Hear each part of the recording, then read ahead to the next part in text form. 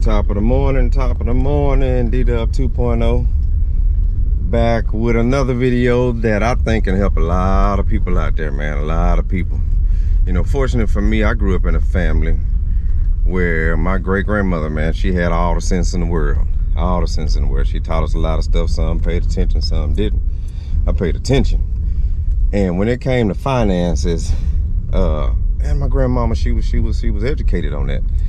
I mean, on anything. You know, I remember as a kid not wanting to drink water. If y'all know who Gary Coleman is, my grandma would always say, all right, you gonna end up like Gary Coleman. If y'all don't know, Gary Coleman was a sickly little boy. I think he used to have to take dialysis or something. He had kidney, hold on a second, y'all. Okay, back, I had to put my seatbelt on. But yeah, he had kidney problems. And my grandma attributed that to not drinking water. Whether that was the case or not, you know, that doesn't matter. The point was, drink water or your kidneys are going to be messed up. And I can't tell you how many partners I got right now that have had to have kidney transplants or on dialysis. But that's not the story for today. The story for today is getting this money and how to multiply your money. So my grandmother always preached saving your money, pay yourself first, not paying them white folks, and compound interest. Get your interest. If you don't know this, like I said, if you already know this message ain't for you. If you don't know, take advantage. So you have banks that are here locally, you have credit unions here locally, that you go, you know, you put your bank in, whatever. But the interest rate that they pay you for using your money is horrible, 0.1%. At the most 1%, and at 1%, you gotta have a boatload of money, literally. Or you've got to invest your money in CDs, which are going to tie your money up for, what, 6 months, upwards of 5 years, something like that. So years ago, back when, this is when I discovered online banking. I think it was fairly new, back in 2000, early 2000s. And all they did was just set up, you know, or a bank started using the internet to do banking, which eliminated a lot of paperwork and just a lot of people working so they could offer higher interest rates. Whenever the feds raise the interest rate, whatever interest rate you're getting at the bank, normally they coincide. So if the feds raise the interest rate, you're gonna start getting more money through your bank account. Man, I'm driving, so I gotta pay attention to these fools who can't drive. But anyhow, around 2000, I was listening to a guy named Dave Ramsey. Either my uncle turned me on to it or somebody at work turned me on to it. It's like, hey man, you need to pay attention to Dave Ramsey. He tells you, you know, he explained things about finances that maybe you didn't know or don't understand. So I started listening to him, and he started talking about online banking and high yield savings and checking accounts. So that's what I did. You know, I took some money. And another myth before I start explaining what I did, you know, you don't have to have a lot of money to end up with a lot of money. You know, Tom Thumb said a penny saved is a penny earned. So, you know, little by little you add to it, man, and before you know it, you got some money. So don't think that you got to have a lot of money to start investing in your financial future. But so, listen to Dave Ramsey. I got on a website called bankrate.com. And bankrate.com is really, it was an extension of Dave Ramsey. It explained just different financial things. And so what caught my eye were these high interest yield checking and savings account. And all you had to do was just take your money, put it in the account, and every month your money would draw interest. They would pay you for using your money or the money you had in the bank. And it was up to you to leave that money in there or take it out and use it. So my grandmother always said, you know, you leave your money in the bank and it draws interest and it compounds. When they say compound interest, it ain't like 2 times 2 equals 4. It's not that. It's some Chinese math. Like it doubles. It doesn't just double. It doubles in a funny way. You gotta read up on it to understand it.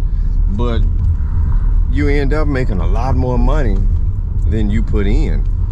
And you know, when I started, I was getting maybe $40, $50 paid on the interest on my money. And by the time the feds cut the rates and interest went down, I was getting $300 and some checks.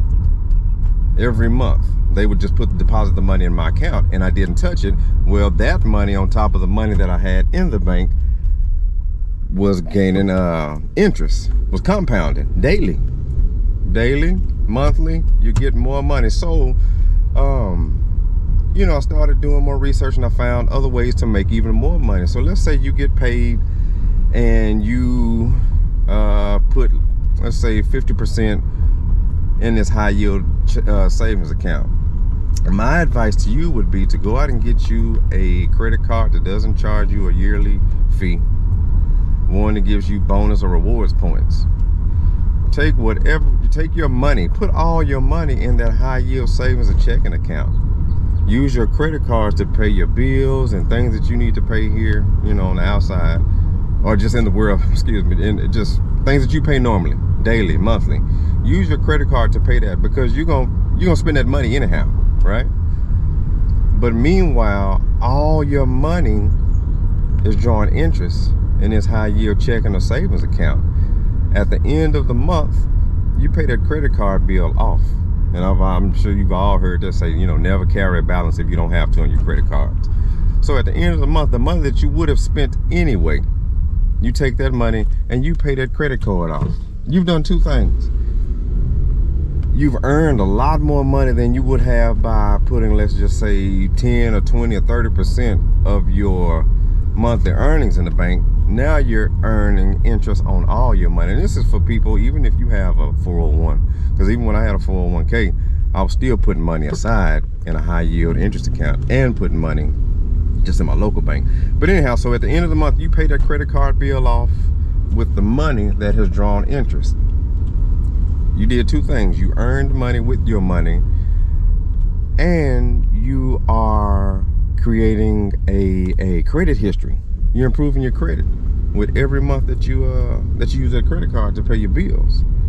You do that for a whole year and see how much more money you would have had, or you have gained, compared to not doing that, or even just putting like partial a percentage of your check in that bank. And if you can't afford to do that, or if you don't have credit cards, or you know, you don't feel comfortable doing it, do it with maybe 50% or 25% of your check, and just see how much more money you are going to earn, as opposed to not doing it. And for all my young people who are just now starting out in the job, man, get involved in their 401k.